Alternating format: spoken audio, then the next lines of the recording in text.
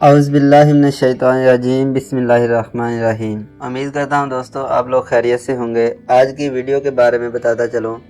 आज की video Adobe premiere pro के ओवरव्यू के बारे में है, जिसमें हम यहाँ से शुरू करेंगे कि प्रीमियर प्रो के अंदर प्रोजेक्ट कैसे बनाते हैं। फिर उसके बाद हम उसके अंदर मुख्तलिफ टाइम लाइन्स के बारे में बात करेंगे और उसके बाद हम उसमें मीडिया इंपोर्ट करेंगे।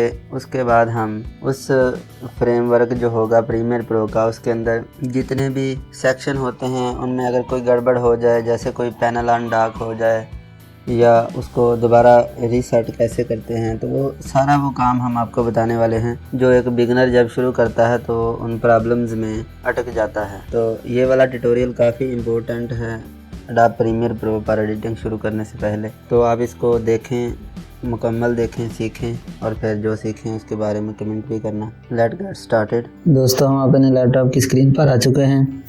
अडोब प्रीमियर प्रो को प्ले कर लेते हैं। सबसे पहले हमारे सामने अडोब प्रीमियर प्रो का ये पेज आता है। इसमें ये वाले जो प्रीमियर 4 और टेस्ट, ये हमारे 2 प्रोजेक्ट हैं जिन पे हमने पहले काम किया हुआ है, यानी कि वीडियोज़ हैं। इन वीडियोज़ को प्रोजेक्ट इसलिए कहा जाता है क्योंकि ये खाली एक वीडियो नहीं होती, इसमें कई सारी चीज़ें ऐड होती हैं। इसमें टेक्स्ट ऐड होता है, ऑडियो म्यूज़िक ऐड होता है, इंट्रो होता है। तो इसलिए ये हमारे प्रीवियस प्रोजेक्ट हैं। अब हम जब किसी भी अडोब प्रीमियर प्रो में पहली दफ़ा वीडियो एडिट करेंगे तो हम न्यू प्रोजेक्ट के ऊपर ओके करेंगे। उसके बाद हमें यहाँ पे उस प्रोजेक्ट का नेम रखना होगा।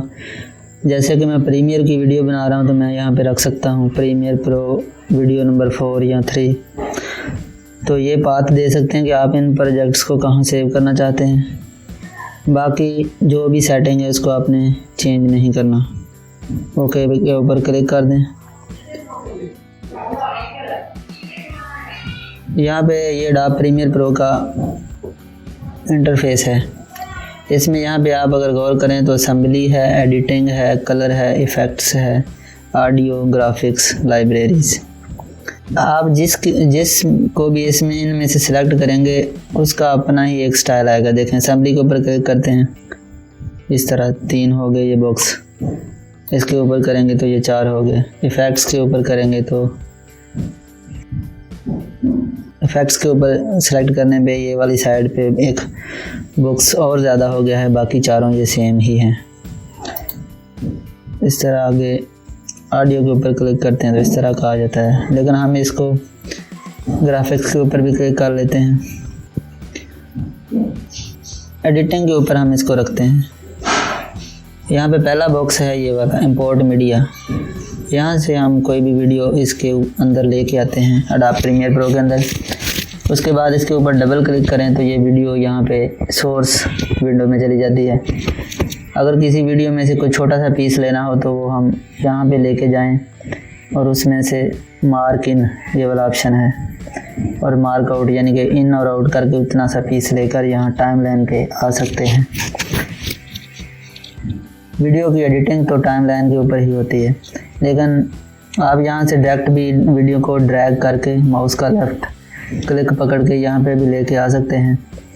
यहाँ पर वीडियो लाने के बाद भी आप ये वाला रेज़र, ये कट टूल है, इसके साथ कट करके जितना हिस्सा इस सेंटर से डिलीट करना चाहें वो डिलीट कर सकते हैं।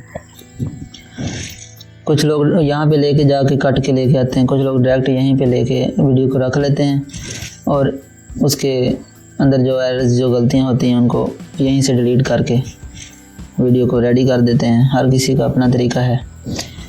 ये है विंडो जिसके अंदर हमें प्रीव्यू नज़र आ रहा होता है, यानी कि वीडियो कैसे कैसे तैयार हो रही है, या वीडियो में हमने कोई इफ़ेक्ट लगाया है तो अगर हमने वो देखना है कि लगा है कि नहीं तो वो यहाँ पे इस बॉक्स के अंदर शो हो रहा होता है। तो ये तो थी थोड़ी सी मालूमात। उसके बाद हम इसके पैनल्स के बारे में थोड़ी मालूमात लेंगे कि ये देखें, हर एक के साथ यहाँ पे 3 लाइनें नज़र आ रही हैं।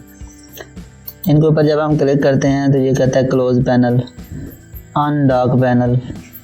ये क्या चीज़ है? ये जिसके साथ भी क्लिक करेंगे यही चीज़ आएगी, क्लोज पैनल, अनडॉक पैनल। यहाँ पे भी देख लें, अनडॉक पैनल करते हैं तो ये पैनल बाकी पैनलों से अलग हो जाता है। ये देखें, वो बड़े हो गए, इसका साइज अलग हो गया। इसको हम बड़ा भी कर सकते हैं। ये टाइम लाइन है, हम इसकी स्पेस अगर बढ़ाना चाहते हैं तो हम इसको ऐसे करके काम कर सकते हैं, इसको साइड पे कर सकते हैं जैसे मर्ज़ी। लेकिन अब हम ये सोच रहे हैं कि ये हम अब वापस कैसे जाएंगे, यहाँ से तो ये सेट नहीं होगा, यहाँ से तो ये क्लोज़ हो सकता है। अगर हम इसको वापस सेटिंग में लेके जाना चाहते हैं तो एडिटिंग जो हमारा ऊपर सिलेक्ट था उसके ऊपर हम करेंगे तो रीसेट, ये पैनल सेटिंग रीसेट हो जाएगी। ये देखें ये वापस अपनी जगह पे चला गया। इसी तरह चाहे हमने असेंबली को सिलेक्ट किया हो, अगर असेंबली के अंदर हम किसी भी पैनल को अनडॉक करते हैं उसके बाद हमने दोबारा अगर उसकी सेटिंग को सेट करना है तो हम यही करेंगे, असेंबली के अंदर जाएंगे और रीसेट करेंगे। तो हम एडिटिंग के मोड में दोबारा चले जाते हैं। ये तो थी इनको सेट करने का तरीका। यहाँ पे देखें इसको अगर हम अनडॉक करना चाहें तो ये पैनल बड़ा हो सकेगा। उसके बाद हम जब इसको देखना होगा तो हम इसको देखेंगे, वरना हम इसको पकड़ के नीचे या ऊपर या किसी भी साइड पे कर सकते हैं, बाकी काम करते रहें।